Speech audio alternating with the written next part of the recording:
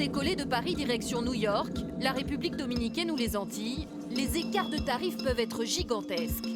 Par exemple, pour Rome, selon la date et l'heure, vous allez débourser 79 € ou 412 €, plus de 5 fois plus cher.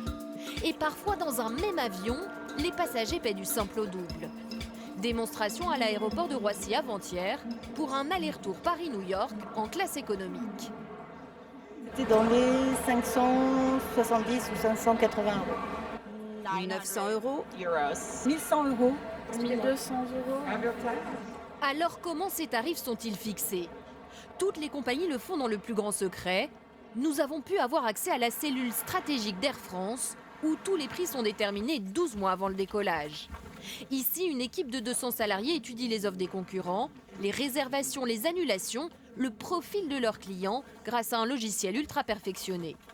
Stéphane Normand, le directeur du service, nous dévoile pourquoi les tarifs varient autant selon les jours de la semaine. Exemple avec un Paris-Johannesburg. Le dimanche soir, une clientèle plutôt à vocation affaires qui va être prête à payer 3 000 € l'aller-retour. On voit qu'on a plutôt du rose. Ce sont les classes de réservation les plus chères. A contrario, le mercredi, clientèle plutôt loisir, une demande plus faible. On va aller proposer et vendre beaucoup de tarifs aux alentours de 500 ou 600 €. Selon le type de clientèle, les prix varient forcément, car l'entreprise connaît votre profil. Selon la durée du séjour, la date, l'heure à laquelle vous choisissez votre vol, elle sait si vous êtes vacancier ou homme d'affaires et elle adapte ses prix en conséquence. Résultat, il existe une dizaine de tarifs pour un même vol.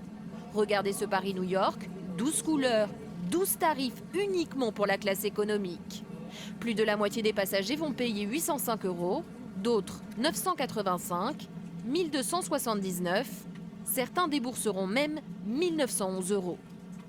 Ce qui va beaucoup influencer ces écarts-là, au-delà du produit physique qui va être le même, ça va être le moment de la réservation, ça va être votre comportement de voyage. Est-ce que vous voulez faire un aller-retour en 2 ou 3 jours en pleine semaine ou est-ce que vous allez passer 2 ou 3 semaines sur place? Est-ce que vous avez besoin d'un ticket qui est facilement changeable? Est-ce que vous avez besoin d'un ticket dont vous pouvez éventuellement imaginer qu'il sera remboursable sans pénalité? Ça fait beaucoup de différence sur les prix. Avec ces conseils, nous avons donc fait le test pour savoir comment payer son billet le moins cher. Si je réserve à la dernière minute pour aller demain à Pointe-à-Pitre, retour 4 jours plus tard, je vais payer plus de 1600 € l'aller-retour. C'est la pire situation. En revanche, si je m'y prends en avance pour le mois de novembre, toujours pour un court séjour, regardez, je paie 857 €. Mais plus surprenant, pour la même date de départ, mais je reste 2 semaines. La compagnie sait que je suis a priori un vacancier et pas un professionnel. Résultat, je paie 478 €. C'est le tarif le plus intéressant. Conclusion, en s'y prenant à l'avance et en choisissant un long séjour, vous paierez moins cher.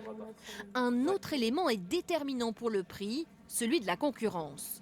Nicolas Gernigon est ce que l'on appelle un pricer. Sa mission, guetter les tarifs des autres compagnies. Moi, mon métier, c'est de voir les prix, mais aussi d'étudier ce que propose la concurrence en termes d'offres de vol, de durée de vol, est-ce qu'il y a une escale ou pas. Et en fonction de ça, je me place et je décide, voilà, est-ce que je suis la concurrence, est-ce que je suis un petit peu plus cher, est-ce que je suis un petit peu moins cher. Le prix varie selon un dernier critère, le taux de remplissage des avions. C'est le travail de ceux qu'on appelle ici les analystes de vol. Ils comparent les réservations avec les historiques. Il faut que l'avion soit plein, alors ils font évoluer les tarifs. On regarde le même vol l'année dernière, à la même date, et là on peut voir par exemple qu'à un moment on s'est retrouvé très en retard par rapport au vol de l'année dernière. En conséquence, on a baissé nos prix et donc on a rendu les classes de tarifs les plus bas disponibles. Dès lors qu'on a rattrapé le niveau du vol de référence, on a en conséquence augmenté de nouveau les tarifs et donc fermé les classes de tarifs les plus basses. En quelques jours, 200 € de différence pour le même vol. Dans l'avenir, les compagnies et leurs puissantes bases de données pourraient aller beaucoup plus loin en analysant les habitudes de consommation de leurs clients à partir de leurs recherches Internet par exemple.